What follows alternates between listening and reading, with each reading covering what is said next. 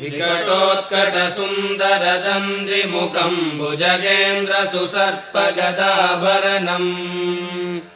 गजनीलगजेन्द्रगणाधिपतिम् प्रणतोऽस्मि विनायकहस्तिमुखम्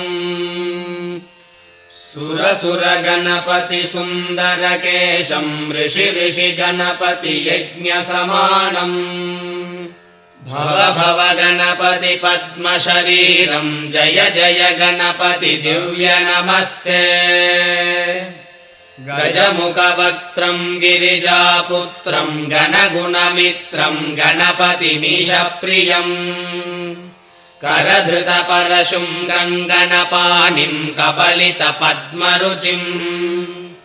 सुरपतिवन्द्यम् सुन्दरनृत्तम् सुरचितमणिमकुटम् प्रणमत देहम् प्रकटित